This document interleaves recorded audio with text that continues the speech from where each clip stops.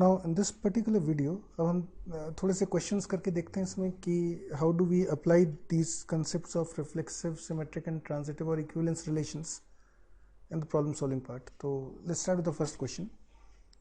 First question में आपके पास एक सेट है, let's say there is a set A, there is a set A, and this set A is including some straight lines in xy plane, include some straight lines in xy plane, and we say that two lines L1 and L2 are said to be related by the relation R if L1 is parallel to L2. So now this means कि L1 relates to L2 implies that L1 line is parallel to L2. ठीक है, यदि L1 L2 parallel होंगे तो फिर हम उनको ordered pair L1, L2 में डाल देंगे। अब हमें चेक करना है कि is this relation reflexive, symmetric और ट्रांजिटिव। तो let's start one by one with reflexive. तो रिफ्लेक्सिव से शुरू करते हैं। तो अब रिफ्लेक्सिव रिलेशन हमें क्या बताता है कि what this reflexive relation tells you about is कि यदि L1 ये ऑर्डर्ड पेयर होना चाहिए रिलेशन में, यानी कि इसका इंग्लिश में मतलब हुआ line L1 is parallel to L1, मतलब कोई लाइन जो है वो अपने आप से पैरेलल होगी। Statement is obviously true, every line is parallel to itself, है ना। तो ये रिलेशन जो है ये रिफ्लेक्सिव तो हो गया, this is a reflexive relation. Now we check symmetry. तो let's see whether this relation is symmetric और नॉट। तो सिमेट्रिक के लिए मुझे पता है कि यदि हम L1, L2 रिलेशन में रखें तो मुझे L2, L1 रखना ही पड़ेगा। So in context of this relation इसका मतलब क्या हुआ कि if L1 is parallel to L2 then L2 must be parallel to L1 also. मतलब अगर ये कंडीशन तो वो दूसरी होनी जरूरी है, तो ऑब्वियसली होगी। अगर L1 L2 के पैरेलल है, if L1 line is parallel to L2 line, so L2 line is also parallel to L1 line, so this statement is also true, so therefore the relation is also symmetric. And यदि हम इसमें transitive check करें तो transitive मतलब होगा कि if L1 is parallel to L2 and L2 is parallel to L3 then L1 should be parallel to L3, है ना। मतलब यदि L1 L2 के पैरेलल है और L2 L3 के पैरेलल है, यदि L1 जो है वो L2 के पैरेलल है और L2 लाइन L3 लाइन के पैरेलल है, अगर ये दोनों पैरेलल हैं, ये दोनों पैरेलल है, तो फिर L1 L3 पैरेलल होंगे, तो होंगी, ऑब्वियसली होंगी। तो this relation is also transitive. Since the relation is reflexive and symmetric and transitive, it automatically implies that the relation is equivalence relation, and therefore this question has fourth option most appropriate. So now we take the next question. You are given a set 2 3 4 और इस set से हमको एक relation इन्होंने बना के दिया हुआ, तो let's call the set as A और इस सेट में हम एलिमेंट्स डाल देते हैं 2 3 4। The relation is defined from set A to A, तो यहाँ भी 2 3 4 और इन्होंने इसमें रिलेशन में जो एलिमेंट्स लगा दिए वो है 2, 3 इन्होंने इंक्लूड कर लिया इसमें, एंड 3, 4 भी इंक्लूड कर दिया। So these two are included in the relation. So we already have 2, 3, 3, 4।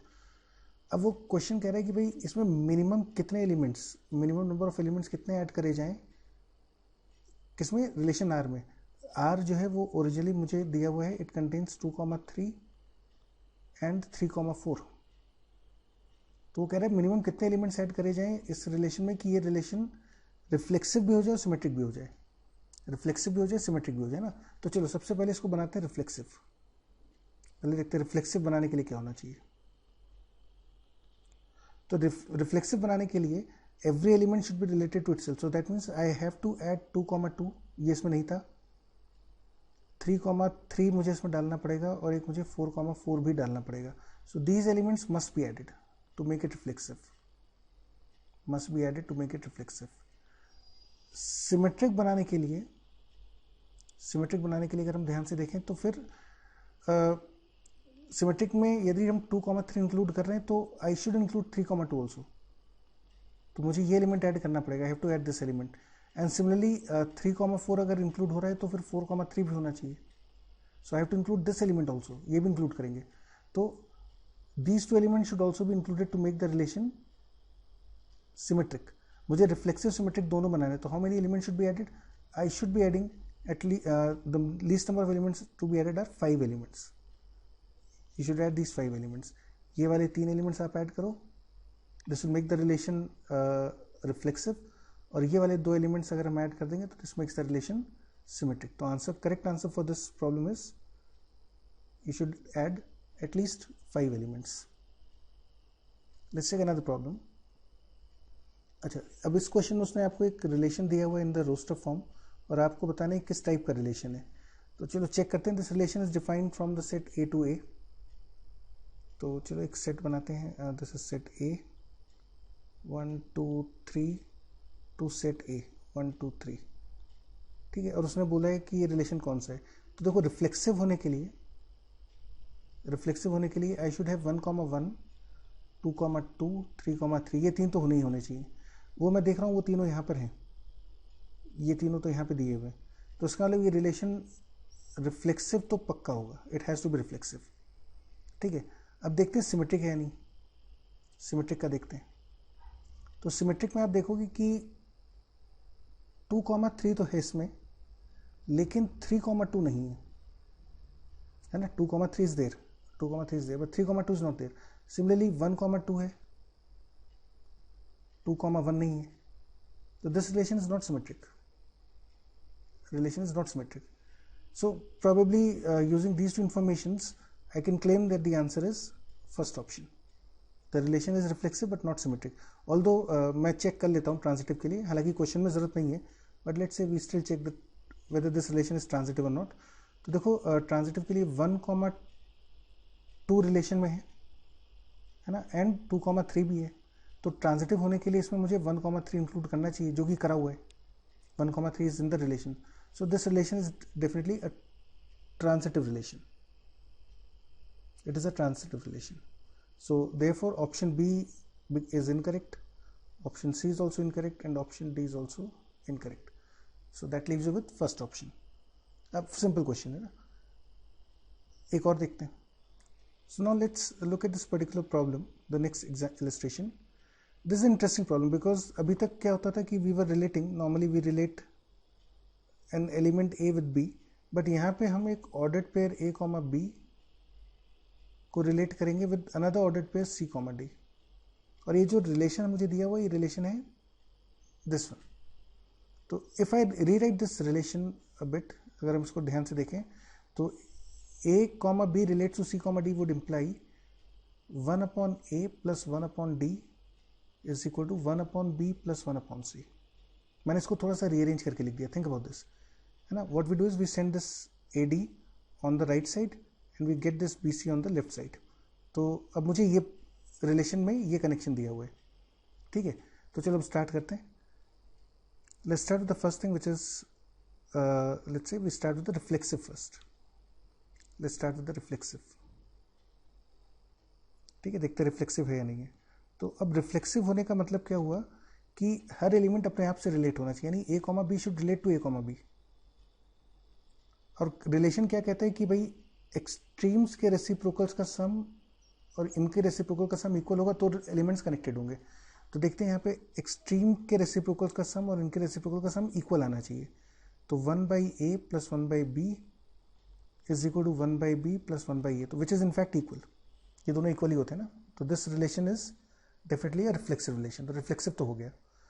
अच्छा, अब देखते हैं कि ये सिमेट्रिक है या नहीं है। तो सिमेट्रिक के लिए हमको क्या करना पड़ेगा। फॉर सिमेट्रिक रिलेशन, सिमेट्रिक के लिए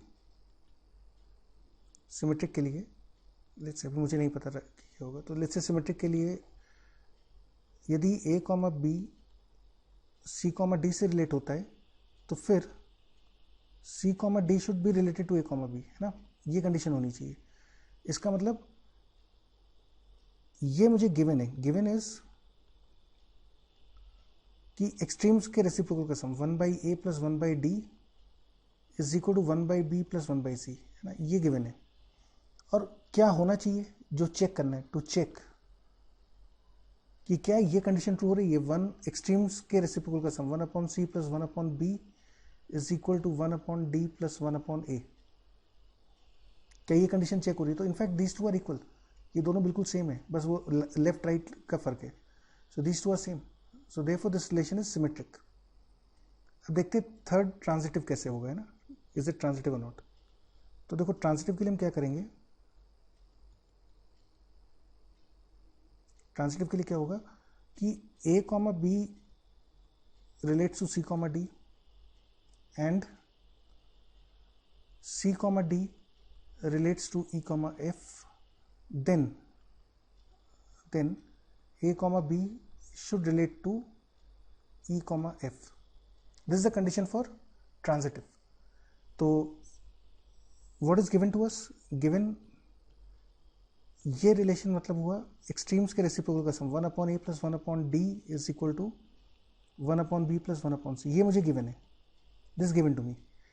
we are also given that 1/c plus 1/f is equal to 1/d plus 1/e, second ना, ये यहाँ से ये भी गिवन है। और मुझे चेक क्या करना है, मुझे चेक करना है कि क्या एक्सट्रीम्स की रेसिप्रोकल 1/a प्लस 1/f की वैल्यू 1/b प्लस 1/be के बराबर होगी या नहीं होगी, है ना। तो using these two relations you have to check this. तो लेट्स सी क्या करना है मुझे, let's say we add the relations, इन दोनों को ऐड कर देते हैं ना, let's add the two equations. तो जैसे आप इन दोनों को ऐड करोगे what you get is 1/a plus 1/d plus 1/c plus 1/f is equal to 1/b plus 1/c plus 1/d plus 1/e, and as a result 1/d 1/c will get cancelled out and you get 1/a plus 1/f is equal to 1/b plus 1/e, और ये मुझे check करना था, this is definitely the condition. So this relation is also transitive, and if the relation is reflexive, symmetric and transitive, all the three, it must be an equivalence relation. So the most appropriate answer for this question should be equivalence relation.